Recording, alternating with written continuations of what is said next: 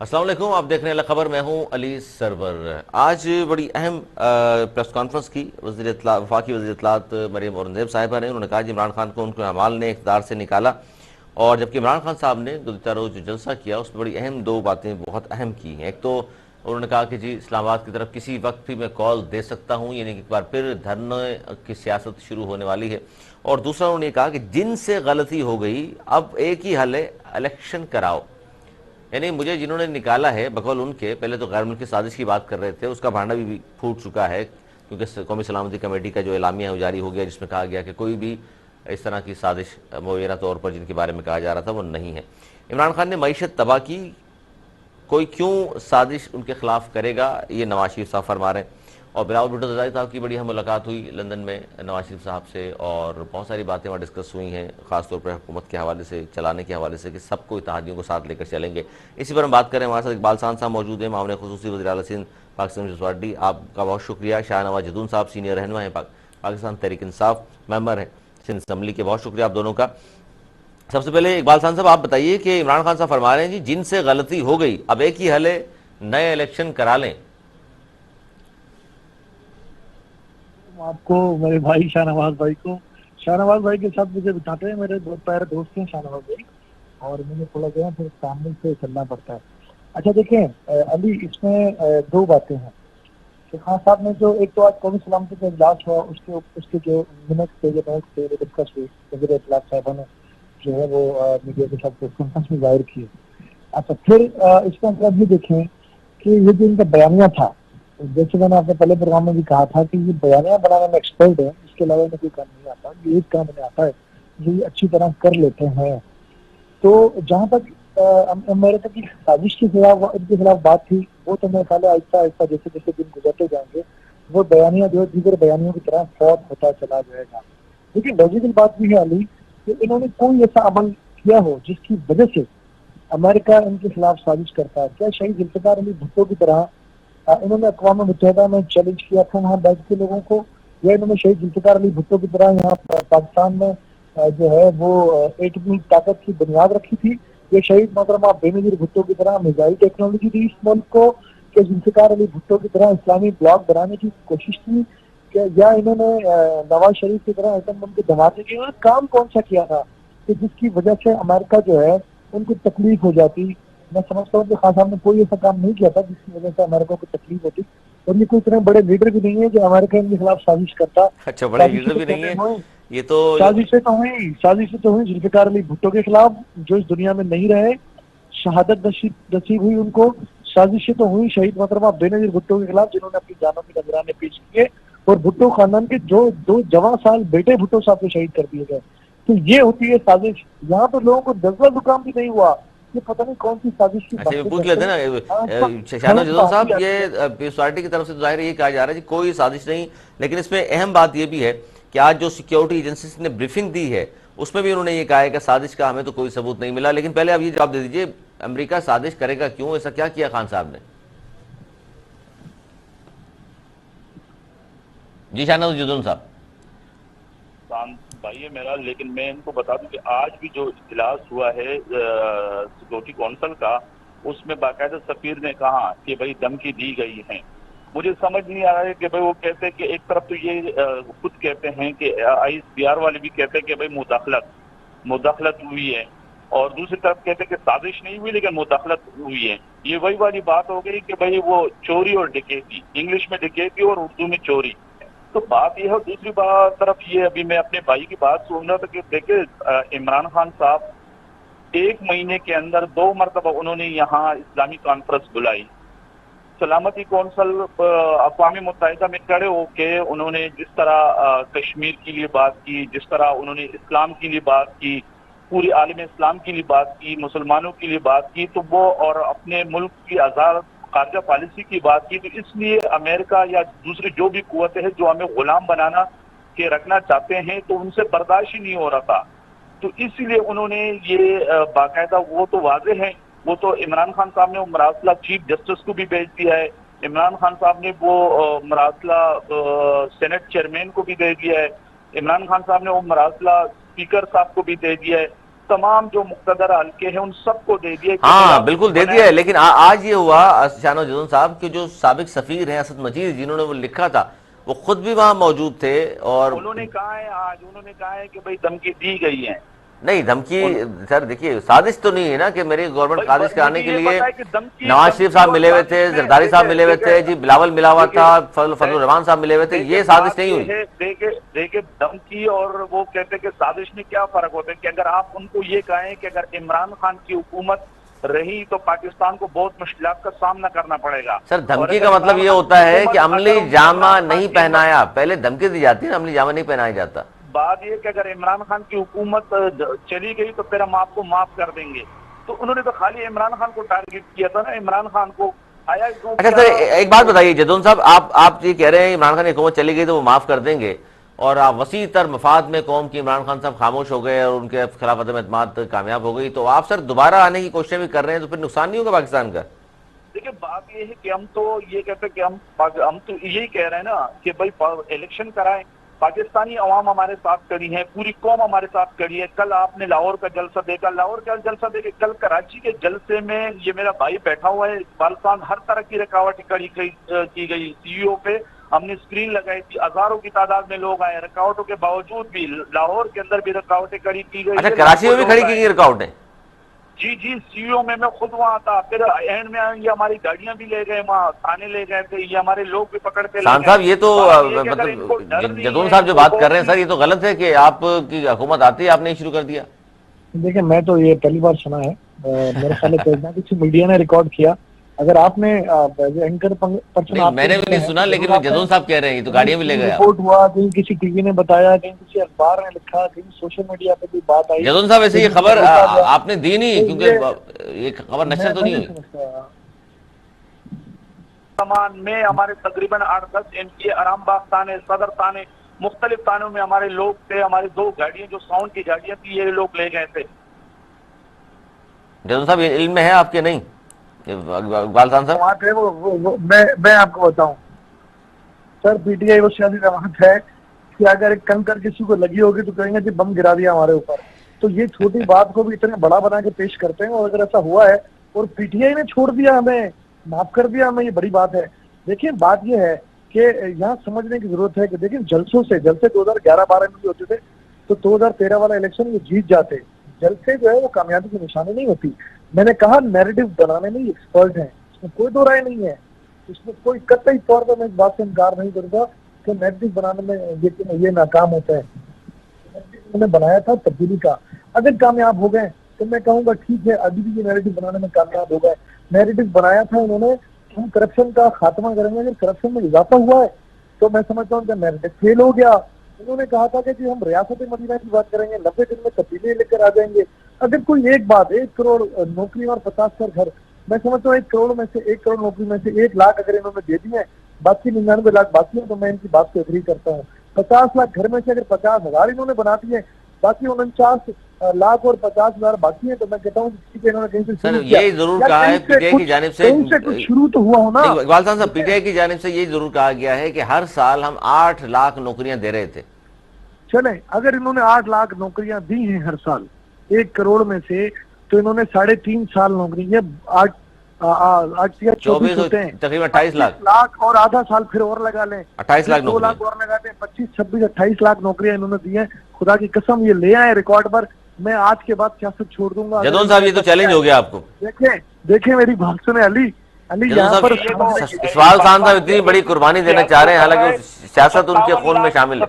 देखिए हमने 3.5 साल में 57 लाख नौकरियां, जॉब्स क्रिएट किए। 57 सर, हम गलती पर हैं सर, हम तो 28 बोल रहे थे। 57 लाख में पड़ा हुआ है, 57 लाख नौकरियां। मुस्लिम लीग नून ने 5 साल में किसी प्रोग्राम में बुलाए मेरे भाई जदून साहब, इकबाल खान साहब 57 लाख 3.5 सर, मैं कह रहा हूँ किसी प्रोग्राम में जदून साहब को फिर मुझे बुला ले नेक्स्ट किसी प्रोग्राम में, और जदून भाई से कहें कि जरूर 57 लाख नौकरियों का रिकॉर्ड लिया है। सर ये 57 लाख कहाँ दिए? केपीके, पंजाब, सिंध में तो खैर हुकूमत नहीं थी आपकी। देखिए बात यह है अली सरवर, इसमें प्राइवेट सेक्टर भी था, इसमें सरकारी वो भी है, मुख्तलिफ उसमें हमने वो किया। देखिए आपने फैसलाबाद में टेक्सटाइल वो चलाया, उसमें अच्छी खासी नौकरियां लोगों को दी हैं। मुख्तलिफ सर अली, मैं तो उसमें हमने कहता अगर हूँ ना 57 पीटीआई लाख के नौकरियां दी हैं लीडरशिप 3.5 साल में, को और और रिकॉर्ड पीटीआई में के मौजूद दोस्तों है। को बातें वो बहुत तो अच्छी करना सामने आती है, ये तो बिल्कुल मैं कहता हूँ। मुस्लिम लीग नून वो भी एक्सेप्ट कर रहे हैं। मिफ्ता इस्माइल ने खुद माना है कि हमने अगर 5 साल में 55 लाख दिए तो इन्होंने 57 लाख दिए। बहुत सी चीजें तो वो खुद मान रहे हैं, मिफ्ता नहीं, इस्माइल खुद मान रहे हैं। मिफ्ता ने ये नहीं कहा 57 लाख नौकरियां, लेकिन उन्होंने ये जरूर कहा कि जनाब आपके दौर में महंगाई, गुर्बत, बेरोजगारी बढ़ गई। देखिए बात ये है कि ये आज यही लोग है ना कि जब हमने पेट्रोल पे सब्सिडी दी तो उस वक्त ये लोग कह रहे कि महंगाई है, लोग पिस रहे हैं महंगाई से, और ये वो जब तो हमने लॉन्ग सब्सिडी मार्च का दी तो प्रेशर ये था, चीज है कि तो वो तो मुल्क के आपको साथ पता था, जुल्म जाने की तैयारी हो रही नहीं सर, थी। नहीं, ये जो साहब 10 रुपए कम करना वो फैसला आपका, या ये कहना कि जी अगले बजट तक हम नहीं बढ़ाएंगे, बहुत सारे लोगों ने अप्रिशिएट किया, लेकिन कुछ लोग ये कह रहे हैं कि आप पेट्रोल को 100 150 तक ले गए, फिर 60 तक ले गए, कहां से शुरू हुआ था कहां तक ले गए, फिर 10 रुपए कम करेंगे तो आवाम को फायदा क्या होगा? बात ये देखिए अली सरवर, ये पेट्रोल इंटरनेशनली बढ़ा है, हमने सब्सिडी दी, हमने एक अली रिकॉर्ड मुझे एक टैक्स मिनट देना जरा कलेक्ट यार। किया था 1700 अरब रुपए। तो हमने मुख्तलिफ उसमें हमने तकरीबन कोई 300 अरब रुपए ये पेट्रोल में सब्सिडी दी, इसी तरह बिजली की उस पर सब्सिडियां दी। तो हमने जो ना टैक्स भी जमा किया ना, हमारे ऊपर एतमाद था लोग पाकिस्तानी अवाम को, वो हमें टैक्स भी दे रहे थे। अब ये करें ना, अब आगे कंटिन्यू कर रहे हैं ना, अब ये कह रहे हैं कि भाई कभी कहते हैं कि भाई 51 रुपए डीजल बढ़ाएंगे, कभी कहते हैं 22 रुपए पेट्रोल बढ़ाएंगे। तो बात यह है कि हमने तो अहमद अजहर ने उस दिन तो पूरा फिगर इनको दिया है कि हमने इतने, जब हम आए थे तो इन्होंने जीडीपी ग्रोथ जो रिजर्व पड़े हुए थे सॉरी उसमें तो 7 अरब रुपए थे, जब हम गए तो 23 अरब हम छोड़ नहीं 23 नहीं सर, स्टेट बैंक की रिपोर्ट है 17 अरब।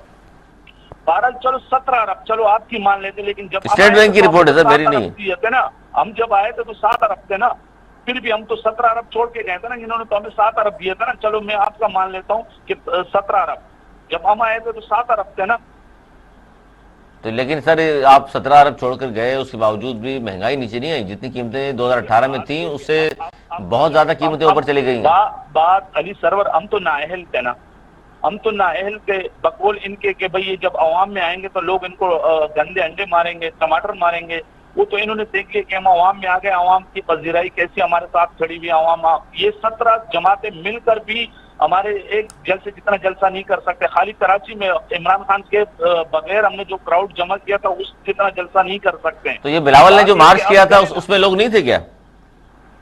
तो करें ना, जमा करें ना। ये बिलावल क्या, ये सारे बिलावल साहब और ये शहबाज शरीफ और मौलाना फजल रहमान, हाँ मौलाना फजल रहमान के पास वो है, मदरसे के लोग हैं, वो ले आते हैं, बाकी ये सारे जमा करें।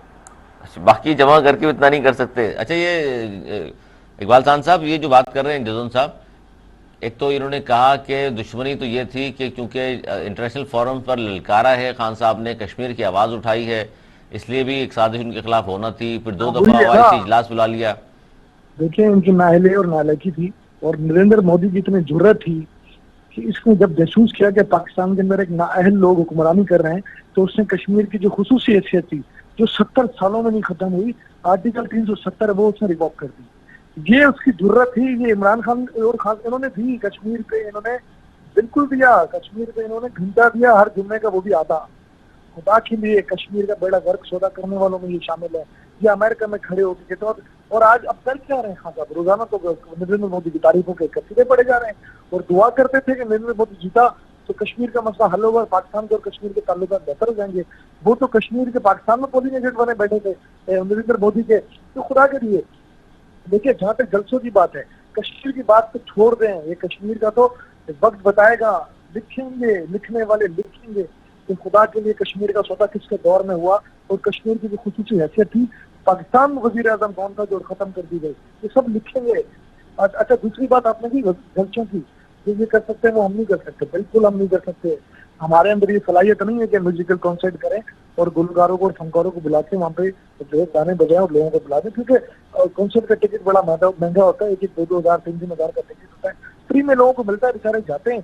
कराची के लोग खुश हैं, उनकी बड़ी मेहरबानी कि चलो इसी तरह सही ना ये नौकरी दे सके, ना ये महंगाई कम कर सके, एक सर एक मार दिया। अच्छा इस पर इसी तरह कराची के लोगों को खुश करते हैं, ठीक है, अल्लाह ताला इनको खुश रखे।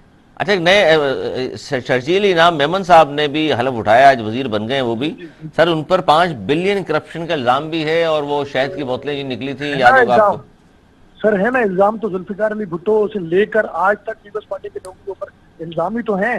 मुझे बताएं, 12 साल आसिफ अली जरदारी को जेलों में रखा, साबित क्या किया? क्या शर्जील मेमन ने कितनी जेल काटी है आपको पता है? क्या इतनी जेल काटने के बाद शर्जील इनाम मेमन के इतने साल जो इन्होंने जाया किए, या जरदारी साहब के इतने साल जाया किए, डॉक्टर आसिम के जाया किए, अजीज फरियाल को उठा के ले गए आप रातों रात, क्या ये सब वापस कर सकते हैं इमरान खान साहब? जो लोगों की तस्दीक करते रहे, लोगों की जिंदगियों को अजीरन करते रहे, एक जगह ये तो कहते थे, वजीर आजम को कभी कहता सुना है कि मैं इनको जेलों में डालूंगा, मैं इनको बंद कर दूंगा, मैं इनको निकलने नहीं दूंगा। 4.25 साल आपने करके देख लिया, हुआ क्या? निकाला क्या? एक आदमी ये जदून साहब, ये जो बात कर रहे हैं इकबाल खान साहब, अदी फरियाल को उठा लिया आपने, शर्जील इनाम मेमन साहब के ऊपर गो के 5 बिलियन रुपए करप्शन का इल्जाम ही था, वो साबित नहीं हो सका। वो शर्जील इनाम मेमन साहब के ऊपर वो शहद की बोतलें बाद में जो हुई, वो कहते हैं शहद की बोतलें थी, आपकी गवर्नमेंट कुछ और कहती रही। तो ये सारी चीजें इल्जाम तो है ना, वो कह रहे हैं अब ये इतने साल जो जाया हुए कौन देगा उनके? मेमन को मिला रहे जुल्फिकार अली भुट्टो पर कोई करप्शन के केसेस नहीं थे, सियासी केसेस थे उन पे, लेकिन करप्शन के नहीं थे। दूसरी बात है कि शर्जील मेमन की बात कर रही है, हमारे इंसाफ का तो ये तकाजा है कि चीफ जस्टिस ऑफ पाकिस्तान ने खुद वहाँ वो जो मशरूब वहाँ वाइन जो शराब उन्होंने कदली बोतल पकड़ ली और बरामद कर दी थी। बाद में वो शराब जो ना वो शहद साबित हुआ है। बीमार थे ना सर, शहद चाटते थे, बीमार थे। पाकिस्तान से बड़ा कोई तो नहीं है ना। तो ये हाल है कि यहाँ पर इंसाफ का तो यही तकाजा है। खान साहब ने तो कहा है कि भाई मैंने तो इनको डाला है, जेलों में डाला है, लेकिन ये नहीं कि हमारा प्रोसिक्यूशन निजाम सही नहीं है, तो वो इसलिए ये लोग 12 सर निजाम सही नहीं है या शवाहिद नहीं थे आपके पास, सबूत नहीं थे? क्यों अदालतों में सबूत मांगते हैं? शवाहिद भी थे, सब कुछ होते हैं, लेकिन निजाम सही नहीं था। बात यह है कि यहाँ पर दो कानून चल रहे हैं, गरीब के लिए अलग कानून और सरमाएदार के लिए दूसरा कानून। सही बात यही है। अच्छा, आप समझ रहे हैं कि कैसे सही बनाए गए थे, सबूत भी थे? अभी तो पूरे निजाम पे सवाल उठा दिया आपने। हर चीज की सबूत। अब आप ये देख लेना कि मकसूद चपड़ासी के अकाउंट से 8 अरब रुपए निकल रहे हैं। अच्छा, ये इमरान खान साहब ने कल ये जो कहा है सर, इसकी थोड़ी तशरीह तो कर दें। ये सवाल मैंने पूछा था कि इमरान खान साहब ने कल ये फरमाया है कि जिनसे गलती हो गई है अब एक ही हले इलेक्शन करा लें। सर ये जिनसे गलती कौन है सर? जिन बस वो आप भी समझते और सब समझते कि जिनसे गलती हो गई, और वो उनको वो दे दिया हमने कि आपसे गलती तो हो गई, क्योंकि इन्होंने जाली सर्वे उनके आगे रखे थे और जाली सर्वे रखते थे कि भाई देखो तहरीक इंसाफ किसके आगे रख दिए सर? ये अमेरिका के आगे? ये जिनके आगे रखते थे उनको कहते थे कि तहरीक इंसाफ के सब। अच्छा, कौन रखते थे यार? ये इकबाल खान साहब आप ही समझा दें, जिन कौन है? ये कह रहे हैं सब समझते हैं। इकबाल खान साहब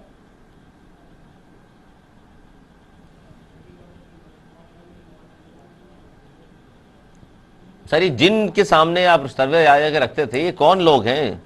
देखिए बात ये है कि वो तो आप भी समझते हैं, यानी सर्वर सब समझते हैं कि वो जाली सर्वे रखते थे और उनको यही कहते थे कि तहरीक इंसाफ। सर नाम आप ले दें, आप तो सियासी वर्कर हैं। इमरान खान का जराब यहाँ से यहाँ तक आ गया है, मियां नवाज शरीफ का जराब यहाँ से यहाँ तक चला गया है। अब वो जब अवाम में इमरान खान आ गए तो वो उनकी भी तो अब इसका हल ये कहना चाह रहे हैं आप शान जदून साहब कि हल इन तमाम बातों का अब यही है कि नया फ्रेश इलेक्शन हो जाए। आज से 3 महीने सारे यही बोलते थे, एपीडीएम वाले जितने भी थे सारे यही बोलते थे कि इलेक्शन करवाएं। नहीं, लेकिन इसमें एक कबात है, इसमें जदून साहब एक कबात ये है कि इलेक्शन कमिश्नर साहब फरमा रहे हैं कि जी 6 महीने से पहले इलेक्शन करा ही नहीं सकते हम। देखो इलेक्शन कमिश्नर तो पार्टी बना हुआ है, वो तो पार्टी बना हुआ है, वो खुलकर हम कहते हैं वो तो पार्टी बना हुआ है। वो कह रहे 7 महीने पहले वो नहीं कर रहे। बल्दियाती इलेक्शन वो कहाँ से करा रहे? केपी में इलेक्शन कहाँ से करवाए? अभी सिंध में जो अनाउंस हुआ ये कहाँ से करवाएगा? वो तो एक पार्टी बना हुआ है बिल्कुल वैसे, वो तो ऐसे समझ रहे कि एक पार्टी का बी टीम बना हुआ है इलेक्शन कमिश्नर।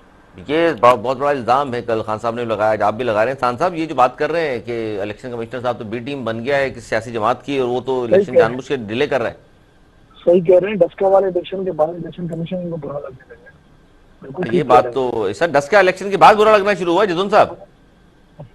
वो हम तो कह रहे हैं ना कि फॉरेन फंडिंग का केस कल भी खान साहब ने भी कहा कि भाई मुस्लिम लीग नून का भी कराए, पीपल्स पार्टी का भी कराए, मौलाना फजलुर रहमान का भी कराए, हमारा भी कराए। हमने भी पूरा रिकॉर्ड दिया हुआ है, ये भी दे दें, कराए ना। अच्छा, ये इकबाल खान साहब आपको गलबन आवाज नहीं आई, मैंने सवाल पूछा था कि ये फरमा रहे हैं कि खान साहब ने भी बात की कि जिनसे गलती हो गई उनका एक ही हल है कि इलेक्शन करा लें। जदौन साहब कह रहे हैं जी जिनसे मुराद, अच्छा वो सुन तो लें, जिनसे मुराद जदौन साहब ये कह रहे हैं वही जिन है जिनके सामने इकबाल खान साहब की पार्टी और दूसरी पार्टी जा जाके जाली सर्वे रखते हैं। सुने, अमेरिका ने गलती की और अमेरिका में इलेक्शन करवा दे कॉलिंग से, ठीक है। चले बात ये अली जिनसे वो कह रहे नहीं, वो कह रहे जिनसे मुराद अमेरिका भाई नहीं है। बकौल इनके, इनको अमेरिका ने हटाया है, तो अमेरिका ने गलती की और अमेरिका से अब इलेक्शन का मुतालबा कर रहे हैं। अच्छा, लेकिन अब ये कह रहे नहीं अमेरिका नहीं हो। अच्छा चले कल कुछ और कहेंगे। देखिए मेरी बात सुने, यू टर्न ऐसे तो नहीं मशहूर ना अली, यहाँ पर बात तसल्ली से सुनिएगा मेरे भाई, जो है चीजों को मिक्स करते हैं। ये इलेक्शन कमीशन जो है वो हमने नहीं लगाया था, वो इलेक्शन कमीशन इन्होंने खुद लगाया। इमरान खान साहब ने लगाया था और बड़ी तारीफ करते थे खासतौर पर शेख रशीद साहब को। जी जी, तारीफों के पुल बंदा करते थे, और यही वो आदमी है जिनको इन्होंने लगाया है। और जहाँ तक फॉरेन फंडिंग का केस है, देखिए अकबर इस बाबर साहब, लेकिन इस पर एक छोटी सी बात है, छोटी सी बात आपकी बात सुन रहा हूँ सर मैं, एक छोटी सी बात इसमें इजाफा करूँ कि सिकंदर सुल्तान राजा को जब लगाया तो अब खान साहब ये कह रहे हैं कि मुझे नाम कहीं और से मिला था। बताए ना, तो फिर किसी और के कहने पे चलते थे, इनकी कोई हैसियत ही नहीं थी, इसको इस तरह ले लें, इनकी टके की हैसियत नहीं थी। हम तो पहले ही कहते थे कि इनके हाथ में कुछ नहीं है, पहले ही कहते थे। जिन लोगों ने इनको इस बार बचाया नहीं है, अब ये कहते हैं जी मुझे क्यों नहीं बचाया, अब्बू मुझे क्यों नहीं बचाया, अब्बू मुझे बचा लेते। प्रॉब्लम इधर है, इस बार वो जो अब्बू थे उन्होंने कहा बेटा दूसरे भी हमारे ही पाकिस्तानी है, मैं तुम्हारे अकेले का अब्बू नहीं बन सकता, खुदा के लिए। अब्बू ने मना कर दिया। अली अली अली अली मेरी बात सुनने, मेरी बात मुकम्मल होने दे। देखिए जहां तक इलेक्शन कमीशन की बात है, जदून साहब ने कहा कि फॉरेन फंडिंग केस जी सबकी करा दे। क्या सब इमरान खान की ख्वाहिश पे होगा इस मुल्क में? सब जो इमरान खान मुंह से निकालेगा ये कसीदे पढ़ते रहेंगे? खुदा के लिए पाकिस्तान है इसके साथ, ये बनाना रिपब्लिक नहीं है। अब जहां तक फॉरेन फंडिंग की बात है तो भाइयों, इनके अपने बुनियादी रुकन अकबर इस बाबर साहब ने इनके ऊपर केस दाखिल किया, जिनके पास एविडेंस है। 6 साल से डिले क्यों कर रहे थे, क्यों रोकने की कोशिशें कर रहे थे, क्यों साजिश करके, कभी वकील नहीं आता था, कभी कोई बहाना, कभी कोई बहाना। अब जब कोर्टों ने कहा कि जी स्पीडी ट्रायल करें 6 साल के बाद, तो इनको टेंशन शुरू हो गई है। तो हम तो कहते हैं इलेक्शन कमीशन, लेकिन फरमाइश पर नहीं। अगर हमारा कोई बुनियादी रुकन हमारे फॉरेन फंडिंग केस के लिए इलेक्शन कमीशन में जाता तो अब तक शायद फैसले आ चुके होते।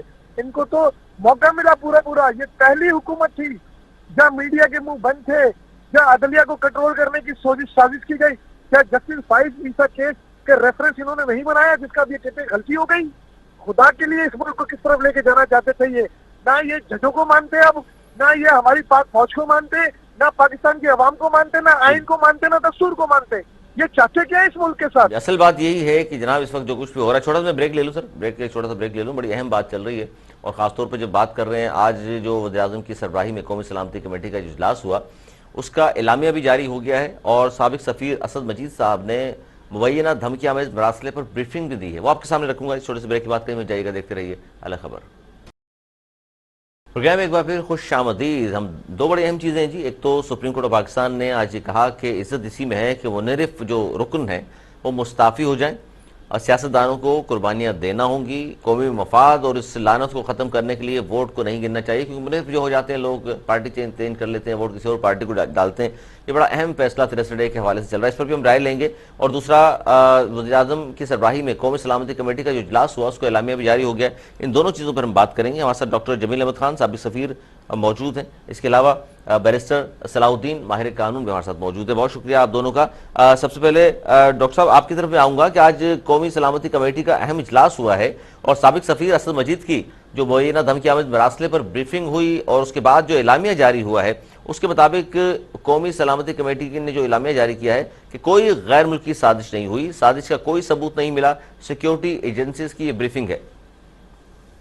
ज़ाहिर है, मुझे तो मैं इस पे बहुत दफा और हमेशा मैंने यही बताया, इस किस्म के मरासले, इस किस्म के कम्युनिकेशन ये रवायत की एक आम कम्युनिकेशन है। कंटेंट्स थोड़ी सी मुख्तलिफ हो जाती हैं, मुख्तलिफ कंटेंट की वजह से उसकी अहमियत बढ़ जाती है।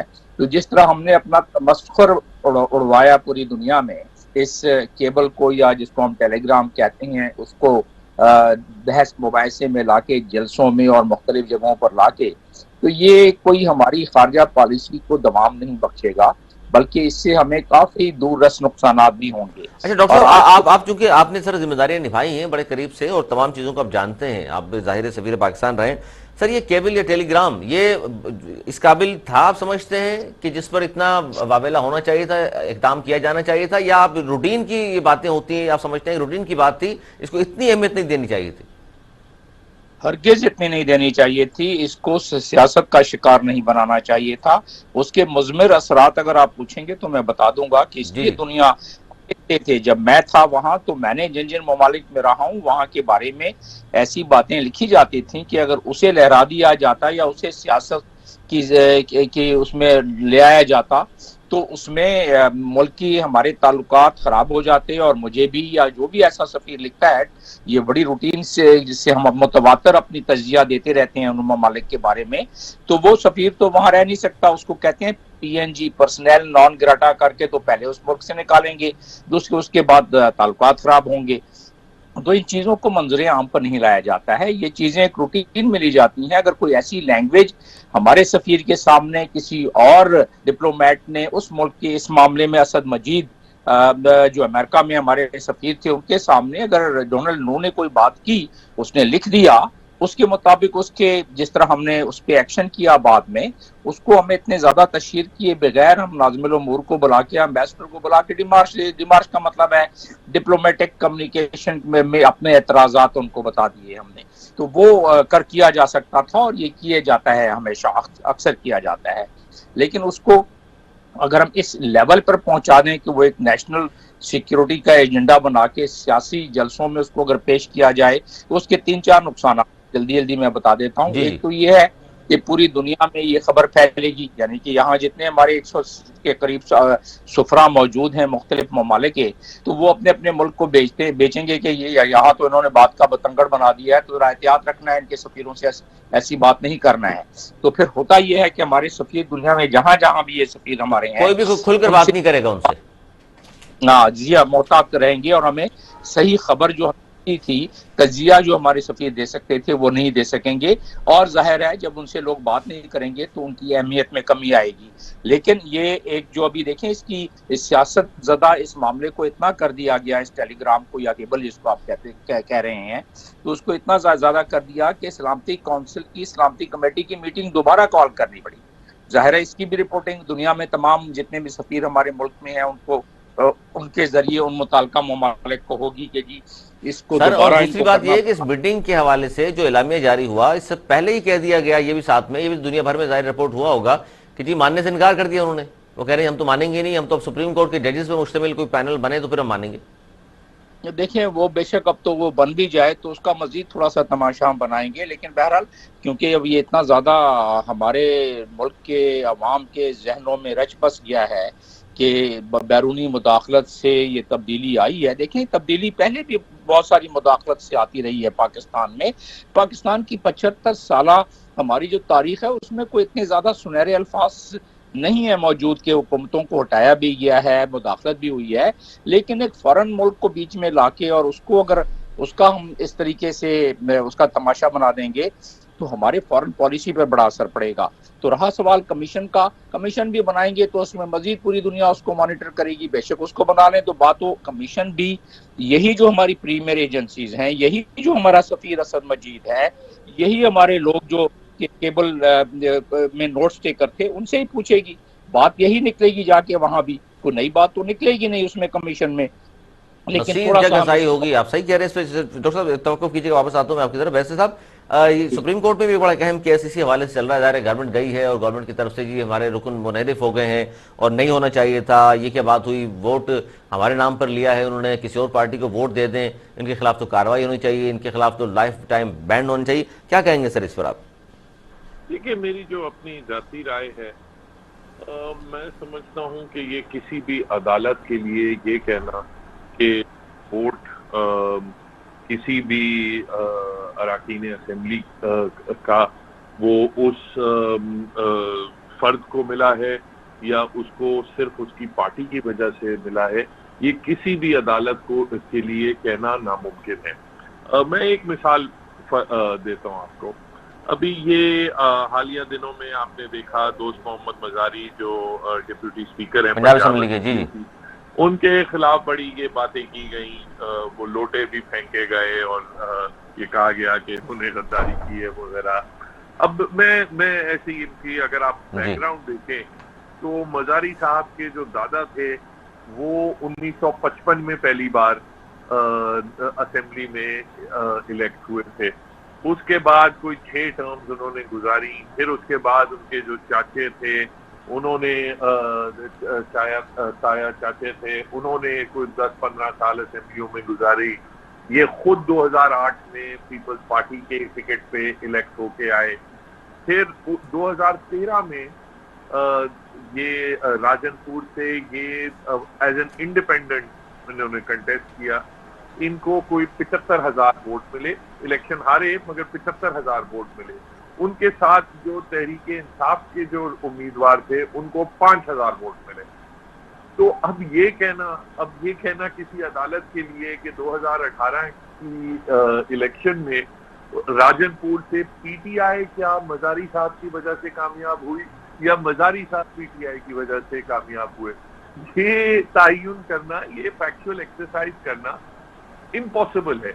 कई जगह हैं जहां उम्मीदवार जो होते हैं वो अपनी पार्टी की स्ट्रेंथ पे जीतते हैं, कई मर्तबा पार्टीज उस जगह से इसलिए जीतती हैं क्योंकि जो उम्मीदवार होते हैं जाहिर इलेक्टिवल्स तो जाहिर किसी पार्टी में भी शामिल हो, उनका अपना वोट बैंक है। एग्जैक्टली। तो उस सूरत हाल में आप ये कैसे कह सकते हैं कि नहीं, क्योंकि आप पार्टी की स्ट्रेंथ पे आए हैं इसलिए आप अगर डिफेक्ट करेंगे तो आपको ताहयात आपको हम बैन कर देंगे।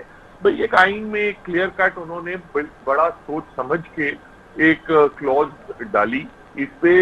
ये पहले भी डिफेक्शन क्लॉजेस को रिप्लेस की है, पहले भी ऐसी क्लॉजेस थी। उन्होंने उसमें एक स्टेट किया है, प्रिंसिपल बनाया है कि वैसे हर मेंबर पार्लियामेंट का वो अपनी कॉन्शियंस के मुताबिक खुद वोट डालेगा। 4 उन्होंने एरियाज हैं जहां उन्होंने पाबंदी लगाई है कि अगर वहां आपने पार्टी की डायरेक्शन के खिलाफ की है तो आप फिर अपनी सीट खो बैठेंगे। और आइन में कोई ऐसी बात नहीं है कि आप उम्र भर के लिए आप पाबंदी लगा दें आप पर। तो मैं नहीं समझता कि इस किस्म की तो हल क्या है सर? ये जो, क्योंकि ये बात तो फिर ये की जाती है ना, ये अखलाकियात भी देख लीजिए आप, फिर आइन और कानून के तहत भी कि जनाब आप अहम मौके पर आप पार्टी सरबराह की बात मानने के बजाय आप मुनरिफ होकर दूसरी तरफ चले जाते हैं, फिर पैसे पकड़ने वाली बात आ जाती है, जमीर फरोशी की बात आ जाती है, लोटा बनने की बात आ जाती है। तो इस सिस्टम को सब खत्म कैसे किया जाएगा? देखिए, जहां तक अपना वोट बेचने की बात आए तो कोई भी अगर अराकीन असेंबली अपना वोट पैसों के लिए या किसी और इस किस्म की इलीगल ग्रेटिफिकेशन के लिए बेचे तो वो तो इलेक्शन एक्ट के तहत वैसे ही नाअहल हो जाएगा, वो तो बदयांती में आएगा, वो उम्र भर नाअहल हो जाएगा। सर पता किस तरह चलेगा? क्योंकि यही तो बात हो रही है, वो कह रहे हैं जिन्होंने पैसे लिए हैं वो नहीं बोलेंगे, जिन्होंने दिए वो भी नहीं बोलेंगे, उनका फायदा है। देखिए, जब आप किसी सरकारी अफसर के खिलाफ भी आप बदयांती का मुकदमा बनाते हैं तो वहां भी ऐसे तो नहीं होता कि रिश्वत देने वाला या रिश्वत लेने वाला, आप ये तो नहीं कहते कि क्योंकि दोनों नहीं बोलेंगे तो आप कभी बदयांती का मुकदमा बना ही नहीं सकते किसी सरकारी अफसर के खिलाफ। आप बनाते हैं, आप तहकीकात करते हैं, आप उनके ट्रांस बैंक अकाउंट देखते हैं, फॉरेंसिक्स देखते हैं, सब चीजें होती हैं, ये चीजें निकल आती हैं। अगर आप किसी के खिलाफ साबित कर सकें कि उसने पैसे लेके वोट बेचा है तो फिर तो वो नाअहल होगा, और वो बल्कि उसे सिर्फ नाअहल नहीं होगा बल्कि उसे सजा मिलेगी। ये इलेक्शन एक्ट के तहत ये एक जुर्म है। मगर अगर कोई अपना सोचता है कि मेरी पार्टी का जो लीडर है वो मुल्क को गलत सिमत में लेके जा रहा है और इसलिए, और मेरी जो पब्लिक है जिसने मुझे वोट दिया है वो तकलीफ में है इस हुकूमत की वजह से, तो मैं समझता हूँ ये उसकी फिर अपने शऊर और अपना ज़मीर की आवाज है। अब ये अलग बात है, आप कहते हैं कि उसका रिजल्ट क्या होना चाहिए। रिजल्ट उसका ये होगा, एक सियासी रिजल्ट होगा, अगर उसकी जो कॉन्स्टिट्यूएंसी है उसके लोग अभी भी पार्टी को चाहते हैं तो अगली इलेक्शन में वो उस कैंडिडेट को सजा देंगे, उसको वोट नहीं डालेंगे, कहेंगे तुमने अपना वोट अपना पार्टी के खिलाफ डाला है, उसको रिजेक्ट कर देंगे। और अगर उस पार्टी के खिलाफ जाने से उसकी मकबूलियत में इजाफा होता है, लोग खुश होते हैं कि आपने ये प्रिंसिपल स्टांस किया है, अपनी पार्टी के खिलाफ स्टांस किया है, अपनी सीट गवा दी है आपने, मगर आप अवाम के लोगों आप खड़े रहे, लेकिन तो वो रिटर्न होंगे। तो ये चीजें जो सियासी एडजुडिकेशन की चीजें होती हैं उसको कानूनी एडजुडिकेशन नहीं करनी चाहिए। बहुत बहुत शुक्रिया। डॉक्टर साहब क्या कहेंगे कि ये जो साबिक वज़ीर आज़म और जाहिर है उस वक्त तो वज़ीर आज़म भी थे जब सारी चीज़ें वो लहराते रहे इस किस्म के मरासले को, और अब भी वो ये बात कर रहे हैं। सर, साजिश के इल्ज़ामात और इस किस्म की बातें अमेरिका के हवाले से आप क्या समझते हैं, क्या क्या रिएक्शन हो सकता है? सर, जाहिर है वो तमाम चीज़ों को वो भी तो देख रहे हैं। नहीं, अब तो मेरा ख्याल है कि दुनिया अक़वाम के ममालिक जितने भी हैं उनको अंदाज़ा हो गया कि ज़िम्मेदार फोरम पर इस चीज़ की डिस्कशन हुई है, और आज की एलामिया ने पिछले एलामिया को इंडोर्स भी किया है और कहा है कि जो पिछला एलामिया था उसके अलावा मजीद जो आज सबसे ताज़ा बात उन्होंने की और दुनिया इसको देख रही है वो है कि कॉन्टेक्स्ट, यानी किस पस मंज़र में ये टेलीग्राम असद मजीद ने लिखा, जो कि वहाँ मौजूद था, एम्बेसडर हमारा जो कि उस मीटिंग में मौजूद था, उसने कॉन्टेक्स्ट बताया होगा कि पहले पी, उसके बाद हम गुफ्तगू करते रहे, गुफ्तगू के दौरान उसने ये बात कर दी और मैंने आके इस चीज को रिपोर्ट कर दिया। तो इसी तरह होता है, खाने पर भी इस किस्म की गुफ्तगू हो जाती है, जब मीटिंग होती है उसमें भी पहले सलाम दुआ होती है, पहले बाकी चीजें डिस्कस की जाती हैं, फिर वहाँ मुताल्लिका जो हमारे फॉरेन ऑफिस के लोग हैं वो बयान कर देते हैं कि भाई ये बात है, और उसको सफीर नोट कर लेता है। वो कॉन्टेक्स्ट जो है वो जरूरी है, और वो उसने बयान कर दिया आज असद मजीद ने, उसमें यकीनन बयान किया इतने बड़े फोरम पर, और जब बयान हुआ उसके बाद दोबारा वही बात निकली कि जी हमारी प्रीमियर एजेंसीज ने इन्वेस्टिगेट किया है इसको, यानी ये इस कमेटी सलामती कमेटी से हटकर बात है कि हमारी प्रीमियर एजेंसीज ने इसको इन्वेस्टिगेट किया कि कोई बैरून मुल्क की साजिश इसमें मौजूद नहीं है। तो जब ये बात इसमें आ गई और फिर 31 मार्च का जो एलामिया था उसको भी इंडोर्स कर दिया कि हाँ, जो जुबान इस्तेमाल की गैर मुल्की सफारतकार ने वो जुबान पर तशवीश का इजहार है, तो उसके मुताबिक डिमॉर्शिस को। अच्छा सर, जो गैर मुल्की सफीर ने जबान इस्तेमाल की तो क्या उसका तो जवाब देना चाहिए था सफारती जबान में?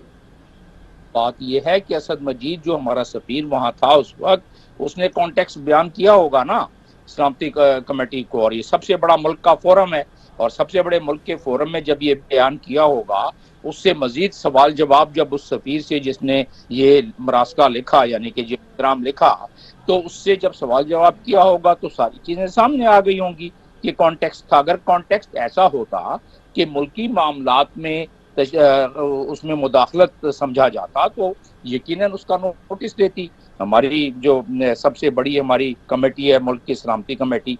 तो ऐसा नहीं हुआ है, तभी तो एलामिया जारी किया गया है और कहा गया है उसमें कि ऐसी कोई बात उसमें नहीं है साजिश की।